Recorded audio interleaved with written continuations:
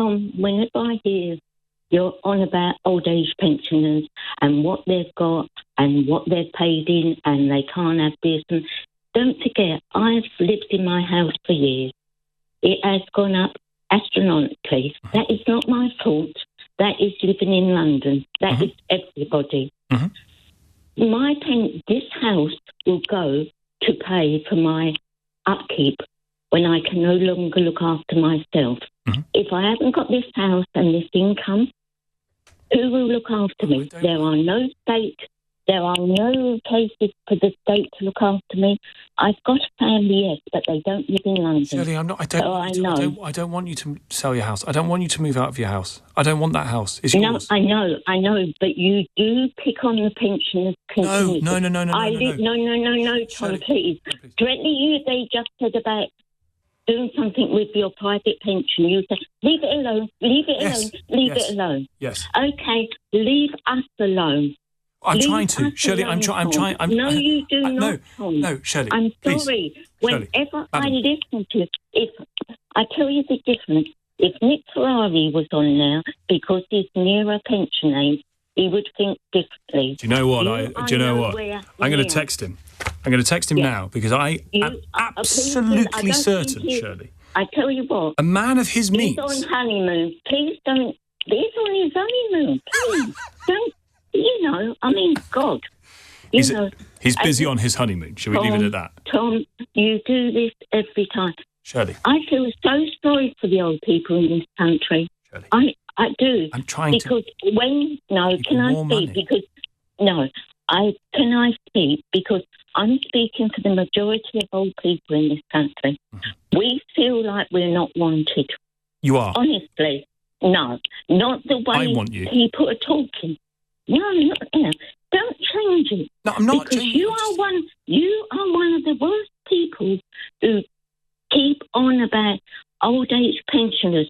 Their houses are worth $1 million. That is not our fault, Tom. I'm not... Shirley. Gosh, I've left you with such a completely wrong impression, which is, of course, entirely my fault. I am absolutely on your side. I want to protect more of that money that you have. I do think that house valuation's a reasonable thing to be taxed inheritance on, but your private pension, no, that should be left alone. Hello, Sheila.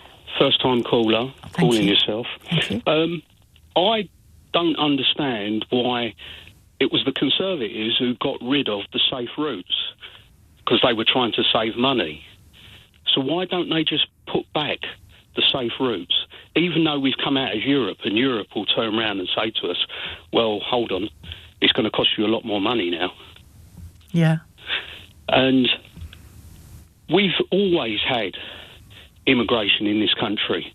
I was born and bred in this country. I'm black. So for me, I've listened to all the stories of when the first immigrants come into the country. My mum was half Indian. My dad was black. Both of them came from the Caribbean. Yeah. And after the war, and sitting down and listening to what my parents had said to us, it was in 1948 when mass immigration started in this country, even though we've had immigrants over the years. And what we've got to understand, immigration has been a big part of this country. It has. And is, yeah. Yeah, big part of this country. So, yes, I also feel I've been let down by previous governments. In what way? In the fact that we've had mass immigration and people are coming into the country, and yet I'll be still, even though I was born here, be still pushed to the bottom of the pile. Why do And even when we've got rid of immigration, I'll still be classified as a foreigner. But in what way are you being harmed by this?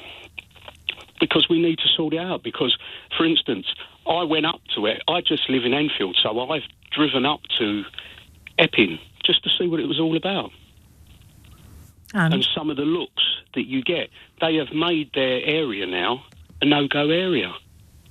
Who have? Essex. Epping. No, but who in Epping has made it a no-go area? Who? The people. How? because of their attitude towards the immigrants.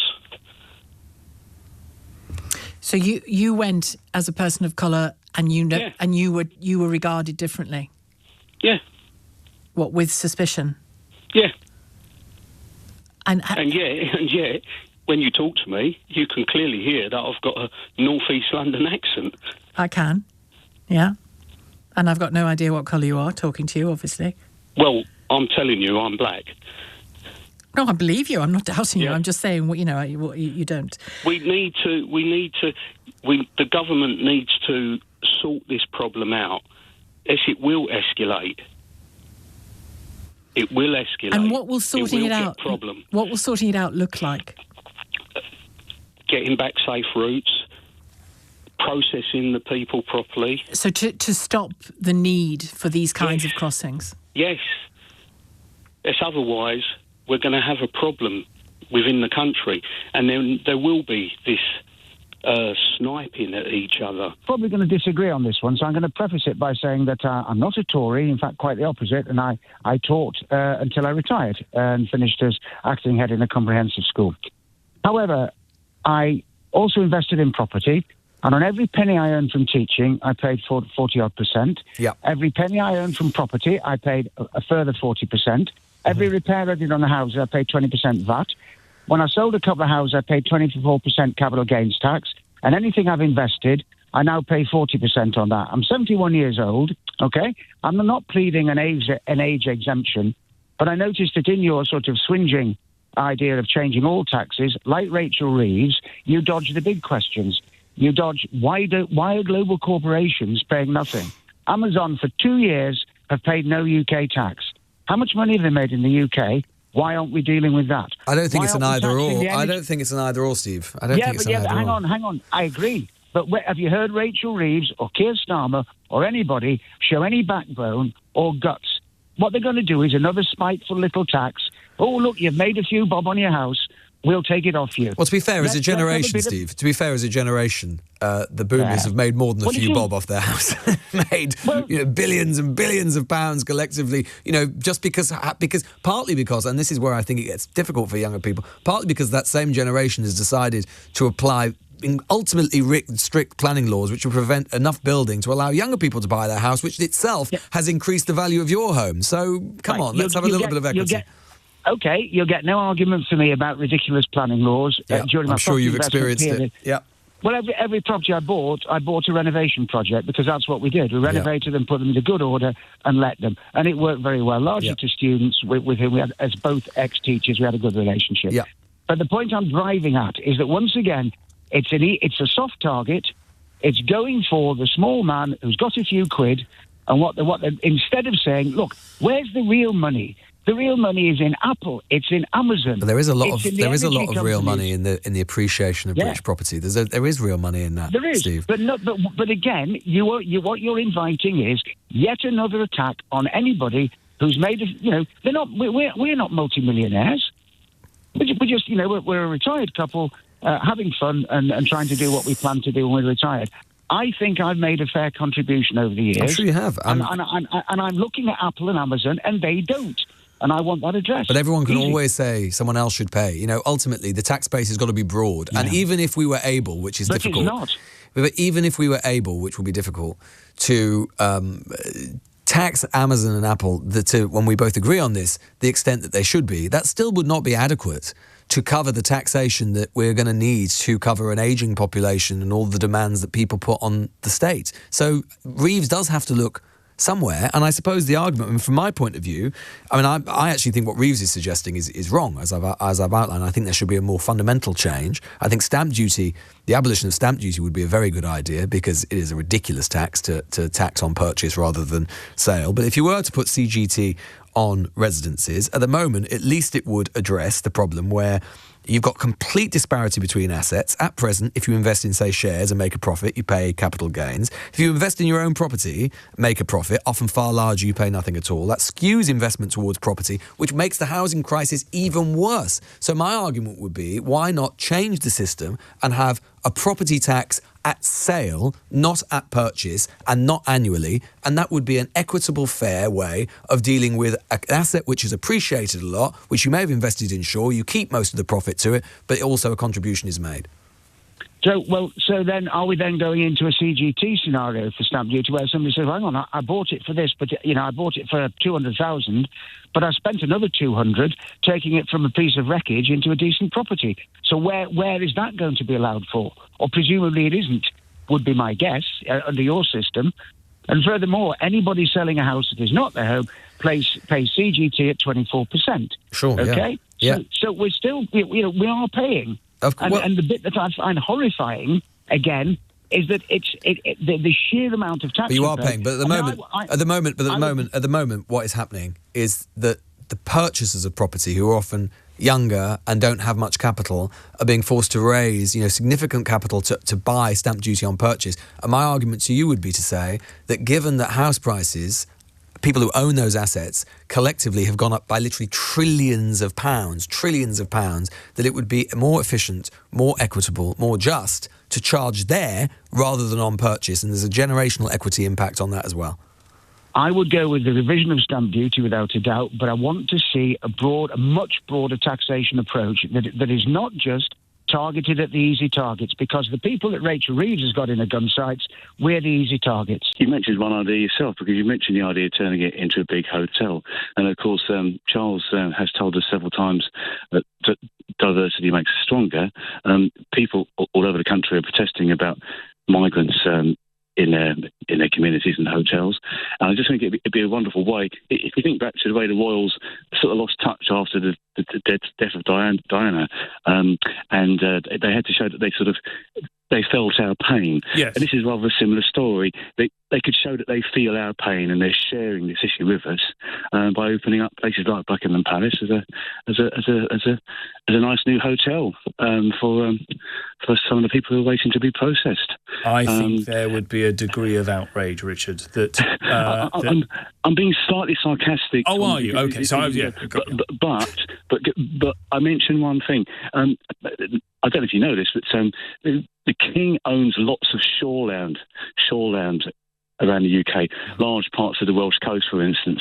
Now, more practically, the King, there is a precedent, Tom, because the King has apparently already given Ed Miliband some of this land. Right. For wind farms. Yes. So he's happy to get involved in politics on the quiet with something that suits him.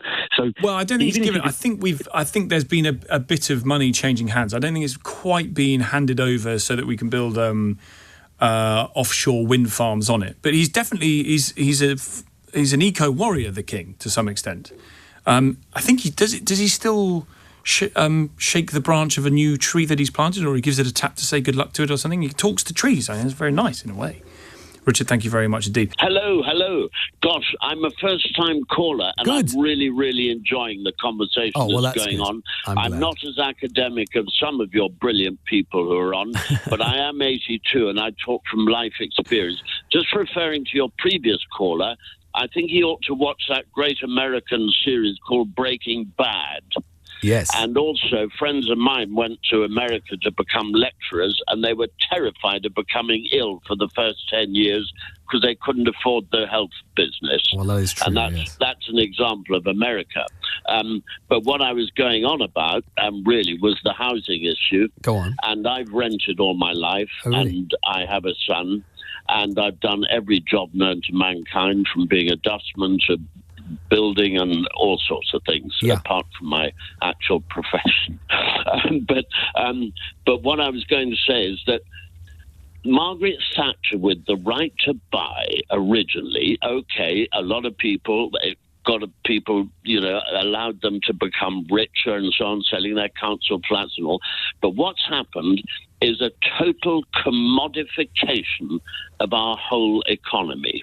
Mm-hmm. And that is destroying a social atmosphere that I grew up in and has existed for a long time, because it's actually a very subtle form of divide and rule, which is the absolute inherent nature of the politics in this country.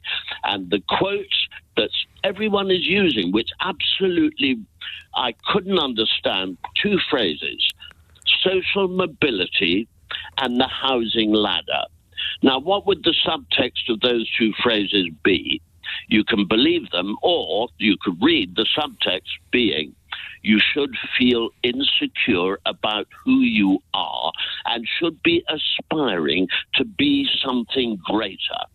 Now, in France, I heard a debate on there. I have French family. They said, in France, we work to have a life. In England, you live to work.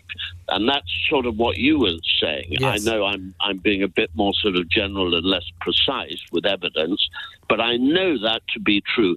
Our children now are starting life without any help, 50 grand in debt.